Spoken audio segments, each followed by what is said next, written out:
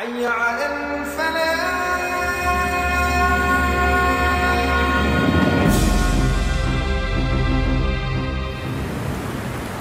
Assalamualaikum warahmatullahi wabarakatuh.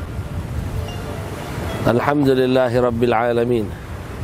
Allahumma salli wa sallim ala sayyidina Muhammadin mattasalatil uyunu bin nazar wa tazakhrafatil arduna bil matar wa hajja hajjun wa atamar wa labba wa halaqa wa nahar wa tafa bil baitil atiqi wa qabbala al hajar wa ala alihi wa sahbihi ajma'in. Alhamdulillah. Makna daripada Idul Adha yang sering juga kita sebut dengan Idul Kurban, di mana kita semua mengambil pelajaran dari apa yang dilakukan oleh Nabi Allah Ibrahim dan putranya Ismail yang rela untuk melakukan hal mencari keridhaan Allah Subhanahu wa taala. Ibrahim yang rela mengorbankan anaknya, dan Ismail yang siap mengorbankan dirinya semata-mata karena tunduk dan patuh kepada Allah Subhanahu wa taala. Maka setiap muslim, setiap mukmin yang melaksanakan ibadah kurban seyogianya bisa mengambil dan betul-betul meresapi makna dari ibadah kurban itu sendiri. Kurban yang dimaknakan sebagai sesuatu hal yang mendekatkan diri kepada Allah Subhanahu wa taala, benar-benar harus bisa mengantarkan dirinya kepada Allah Subhanahu wa taala, semakin dekat dan semakin dekat kepada Allah Subhanahu wa taala.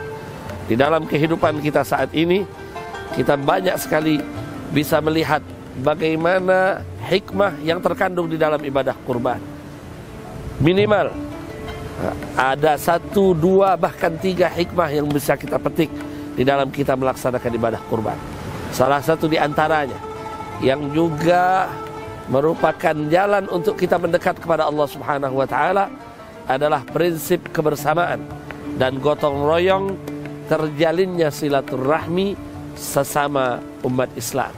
Saksikan bagaimana di dalam setiap proses kurban umat bahu-membahu mengerjakan satu pekerjaan yang mungkin bukan menjadi kebiasaan mereka. Ada di antara mereka yang memotong, menyembelih hewannya. Ada di antara mereka yang mencincang dagingnya. Ada yang di antara mereka mengulitinya. Ada di antara mereka yang menimbang dan membungkusnya. Ada di antara mereka yang membagikannya. Semua diselesaikan dalam waktu yang singkat, bukan dengan jumlah 1-2 ekor. Jumlah yang sangat fantastis, bahkan bisa ribuan, bahkan jutaan ekor yang dibagikan untuk mewujudkan prinsip kebersamaan di tengah-tengah umat Islam. Inilah yang seyogianya harus bisa kita ambil setiap kita melaksanakan ibadah kurban. Yang kedua, setiap sesuatu ada ilmunya. Ilmu adalah satu hal yang harus dimiliki oleh setiap mukmin, setiap muslim saat ia akan mengerjakan setiap rangkaian ibadahnya. Termasuk di dalam melaksanakan ibadah kurban, ilmu adalah satu hal yang harus mereka miliki. Bagaimana ilmu ketika ia menyembelih, memotongnya, apa yang harus dia baca, apa yang harus dia lakukan ketika ia memotong kambing atau sapi atau hewan ternak lain yang ia kurbankan. Ini semua menjadi pondasi dasar dari ibadah kurban yang akan mereka lakukan.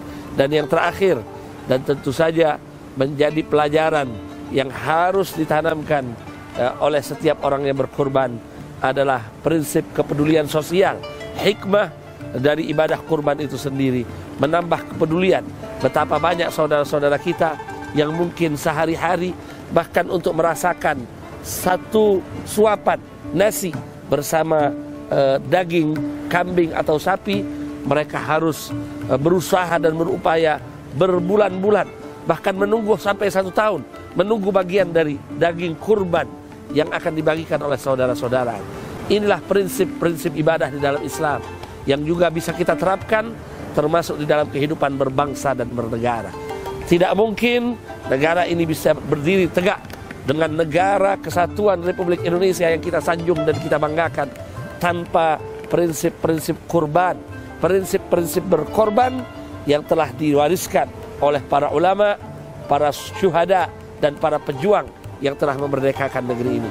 Semoga Allah Subhanahu wa taala menjadikan Idul Kurban Idul Adha tahun ini menjadi betul momen yang betul-betul membuat kita semangat untuk menghidupkan nilai-nilai ibadah kurban di dalam kehidupan kita sehari-hari, kehidupan beragama, berbangsa dan bernegara.